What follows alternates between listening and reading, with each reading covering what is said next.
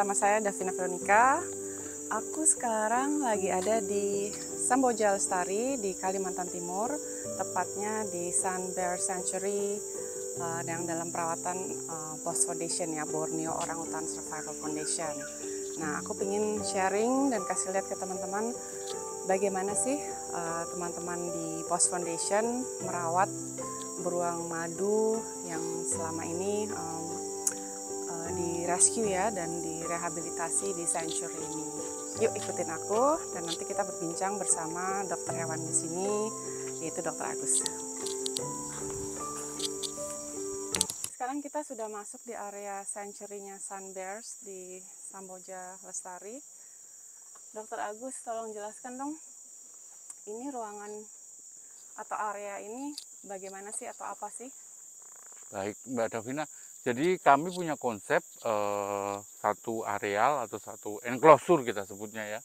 Itu dari bagiannya adalah hutan, enclosure hutan seperti ini. Terus yang dibatasi oleh kawat, ada pagar dan dikasih kawat berlistrik atau electric fence.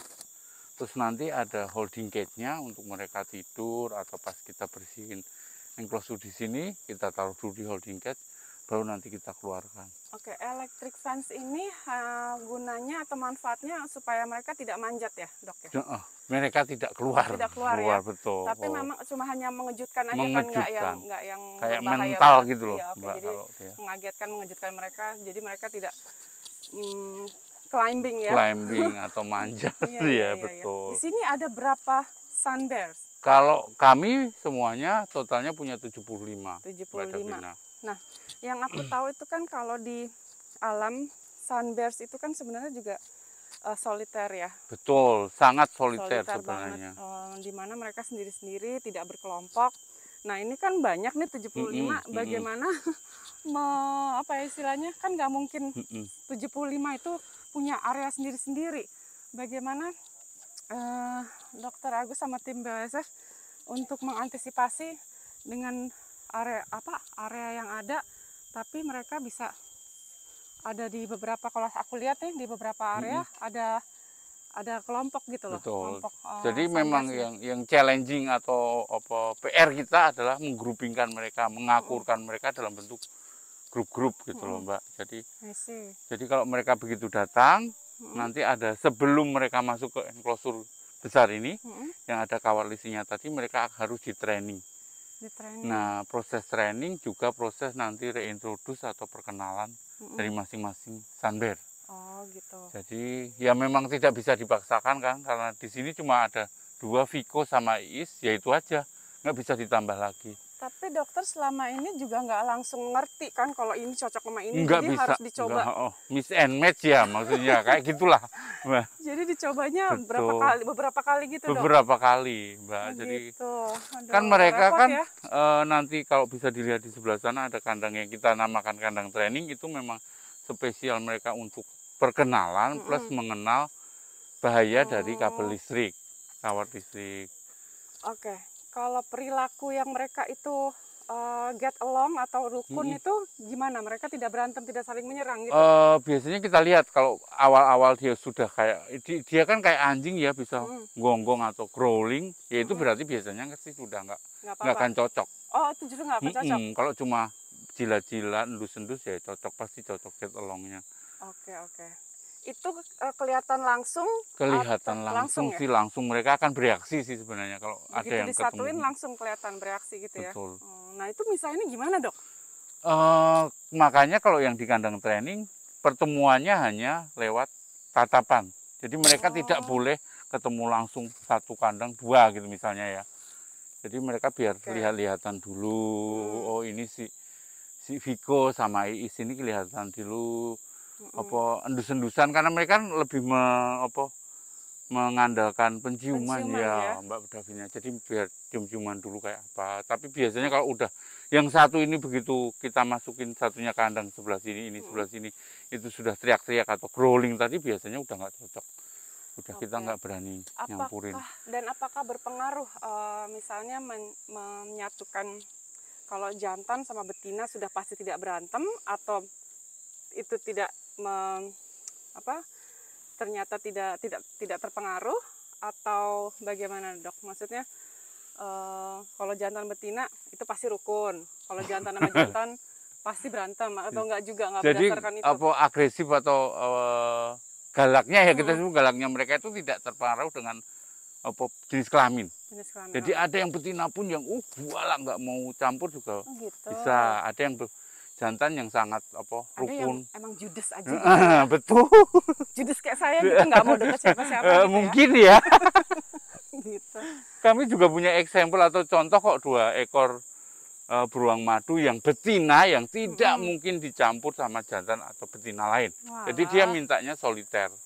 Tapi Gitu. kalau sama penjaga di sini atau manusia dia seneng. Oke. Dia nggak akan apa crawling atau nggak akan agresif.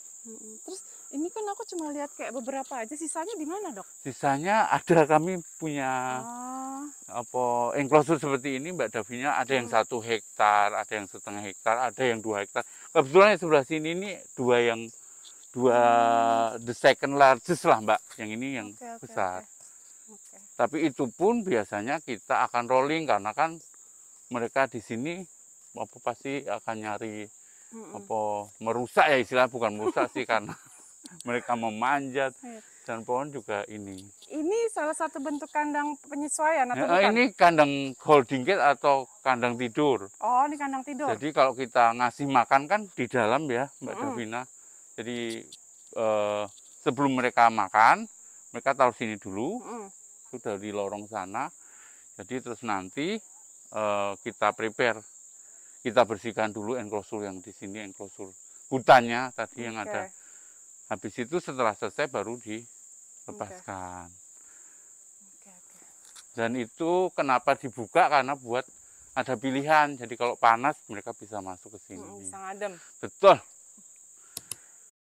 Ceritakan sedikit tentang latar belakang mereka ada di sini. Ini kan masih kecil-kecil ya, aku lihat nih. Kalau yang ini kan coki dan bakar ya, yang ngempeng-ngempeng itu. Lucu banget. Jadi kalau apa ngempeng-ngempeng itu tandanya mereka meminta attention.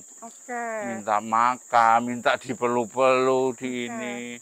Jadi dulu kita dapat atau datang ke sini masih sangat muda. Yang bakar itu masih belum melek matanya. Terus kita rawat di sana, pupuk berdua dengan saya juga termasuk pengasuhnya tuh. Terus setelah gede kan agak susah. Mereka biasanya kalau setelah 6 bulan ke atas tuh karena tenaganya udah kuat, walaupun itu konteksnya bermain tetap aja menyakiti kita. Iya, pastinya karena energinya besar sekali ya. Jadi ini dapatnya juga dari laporan nih? Iya, di pihak BKSDA menyerahkan ke kita. Oh, dari kecil masih. dari kecil ya. Mereka udah bertiga atau sendiri? Yang satu grup awalnya datang itu yang ini Coki ya, Coki. Jadi ada siapa ini Coki? Coki, Bakar sama Nur. Nur, ceweknya Nur. Anjingku juga ada yang namanya Nur. Jadi kalau yang ini Mbak Davina seperti tadi yang saya bilang, kalau sebelum mereka masukkan ke enclosure yang besar, mereka harus tahu bahaya dari kabel listrik. Jadi makanya biasanya sebelum masuk sini kita masukin sini untuk training. Dilatih dulu di situ. Dilatih di sini karena ini enclosure-nya kan lebih kecil, jadi kita manage-nya kalau ada apa-apa itu gampang. Terus biasanya kalau training nanti teknisinya akan keliling situ 2 atau 3 orang. Jadi mereka akan ngasih tahu kalau di pojok-pojok mereka akan bunyikan tepuk-tepuk tangan, kegaduhan. Jadi mereka nggak akan lari ke pagar training. Ininya. Biasanya kita ke sini ada 4 pojok kan, 1, 2, 3, 4. Ini dimasukin ke sini, masukkan beruangnya, terus kita keplok-keplok kalau mereka akan ke arah sini, ke arah pinggir. Ditakut-takutin lah istilahnya. Ya soalnya beruang madu tuh jago manjat, jago berenang, gimana ya? Aduh, harus ini. Ini kebetulan lagi kosong, kayaknya udah lulus semua. Udah lulus ya. Jadi teman-teman, ternyata juga memang karena banyaknya beruang madu di sini, ada 75 ya Dok tadi ya. Jadi untuk ke area di mana mereka bisa bebas itu juga ganti-gantian ya Dok ya. Iya, jadi yang emang udah kelompoknya get along atau baik-baik aja nggak musuhan, sama yang kelompok yang lain nanti ganti-gantian karena tempatnya terbatas juga gitu loh. Areanya terbatas, nggak semuanya langsung keluar gitu. Betul. Jadi pengenalannya ya lewat sana aja, Mbak Davina. Itu kan ada antar kandang ini ada sekatnya kan. Nah, dari situ. Oh, itu beruangnya saling adaptasi, saling mengenal ini ya. Dan ininya pun kan kita bikin yang lebih kecil. Takutnya saya nggak baku hantam. Betul. Kita Oke, kasih platform kayu juga buat apa cakar ya, buat ngasah kuku gitu. Kebetulan sedang kosong, sudah pada lulus, sudah terus, dipindah. Kalau beruang madu itu makannya tuh apa aja yang diberikan di sini? Kami menu utamanya tetap buah dan sayur, cuma kami suplementasi dengan dog food. Terus mereka sangat suka banget yang manis-manis, kayak madu, gitu. selai kacang, selai buah atau jam, itu suka banget. Jadi dikasih juga? Iya, dikasih juga. Tapi kan sebenarnya kalau di alam kan nggak ada ya selai. Oh, nggak gitu. ada, Tapi nggak karena ada. ini sanctuary dan mungkin belum tentu dirilis selamanya di sini, jadi boleh Pasti ya dikasih boleh. kayak gitu ya. Kadang-kadang kita kan untuk imbangan protein ya, mereka kan harus makannya kan semua dimakan. Kita kasih pengayaan atau enrichment itu jangkrik yang kita bekukan. Tapi dibukukan ya Mbak, kan tidak welfare kalau krik hidup-hidup dikasih makan. Iya, betul. Jadi udah mati dulu. Udah mati dibuka. Terus maaf dok, jadi ini yang di sini selamanya di sanctuary ini? Iya, karena kalau semua anggota beruang atau itu family Ursidae itu human imprint-nya tinggi sekali.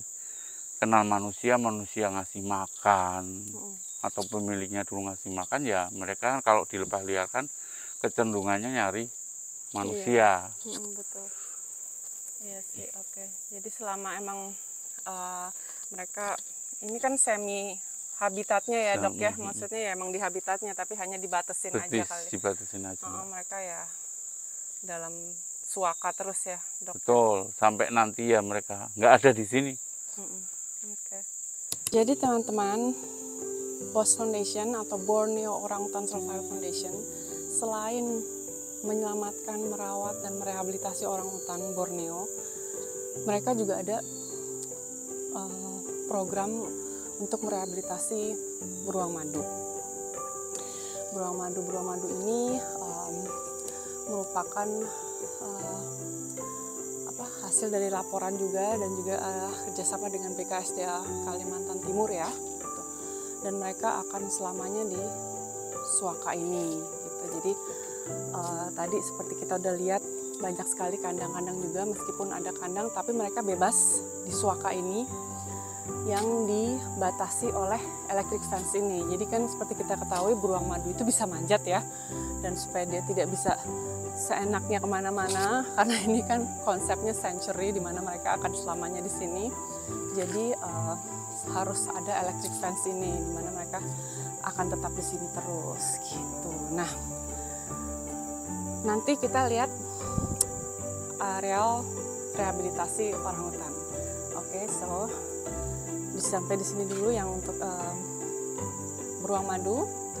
Kita akan cek ke area orangutan. Ikutin aku terus.